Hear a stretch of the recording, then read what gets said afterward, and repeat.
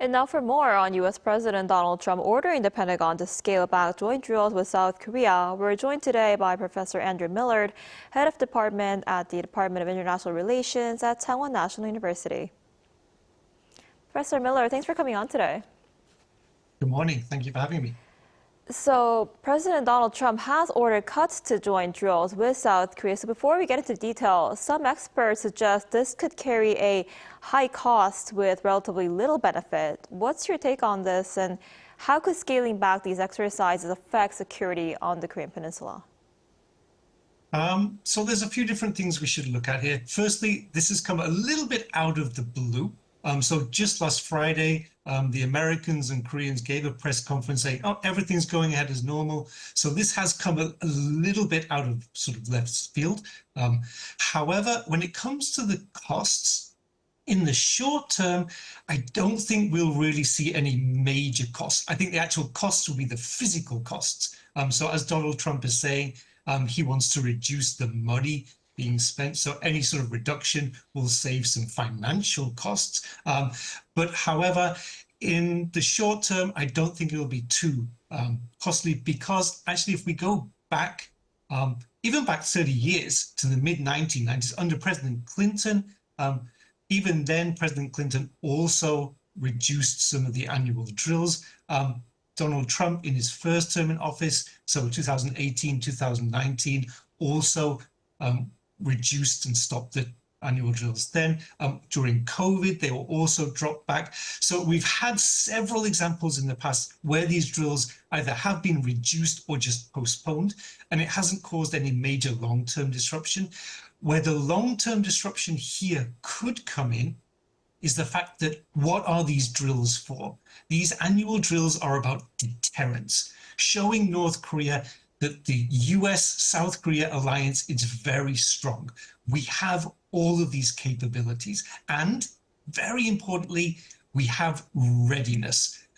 The South Koreans and the Americans, they can coordinate, they can use all of these new technologies. And this is where this could be quite costly for this instance, because in these current drills, they were potentially looking at sort of using new drone technology, electronic jamming, the sort of things we're seeing used in Ukraine, where the North Koreans are gaining invaluable experience in real-time warfare use. So the fact that we could see reduction, where there could be some reduced coordination between the US and South Korea, this is where there could be more long-term costs.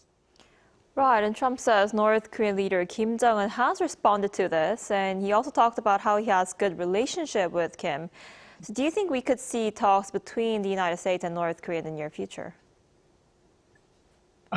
It's possible. The fact that President Trump and Kim Jong-un have a good relationship. Now, we should be careful when we say they do have a good relationship. North Korea hasn't said anything. So Donald Trump did say today that North Korea has responded, but there's been no official word from North Korea. There's also been no official confirmation from anyone else in the US either. But really, we should be asking, what is this good relationship actually producing? And at the moment, it's not producing anything of benefit, especially to the United States. Potentially, you could say it's producing benefits for North Korea. It's giving them time, allowing them to further deepen their security guarantees with Russia and China, build their capabilities further. And so if we talk about having a new sort of summit, new talks between the US and North Korea, the US is going to have to offer North Korea something substantial. And now this could be either ignoring denuclearization, just taking that off the table completely, which would be quite ironic considering what is happening in Iran at the moment, or the US would have to offer quite substantial sanctions reductions. But either way, we're going to see, if there are some talks, something quite substantial of benefit to North Korea, maybe not so beneficial to the US and South Korea. I see. And Trump also talked about said this cutting back of joint exercise is because of Seoul's refusal to support his push to denuclearize Iran. And some analysts say this is a sharp turnaround from how his administration has viewed South Korea in recent months. So does this signal a broader shift in Trump's view of South Korea? So the first thing is, so Donald Trump in his post on Truth Social said that South Korea just said, oh, no, thanks, we don't want to help you there. Now, this isn't necessarily true. This is sort of Donald Trump's more simplistic style. Actually, the South Koreans, they've said, no, look, we have our processes, we have our legal procedures that we have to go through.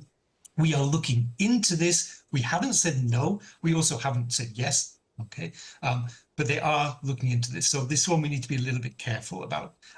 Now, also, does this signal a broader shift in Trump's? I would argue no. Even since Donald Trump's first term in office, Donald Trump has been quite negative about South Korea in terms of trade, but also in terms of defense, security. Very regularly, he said South Korea does not pay enough for American troops in South Korea, doesn't pay enough for these annual drills. So in terms of that, we would actually say, no, this is sort of just that sort of swing where sometimes Donald Trump is happy with South Korea. So a couple of months ago in the G7, President Trump, President Lee had dinner together. They were talking about golf invitations. Trump gave Lee a pen.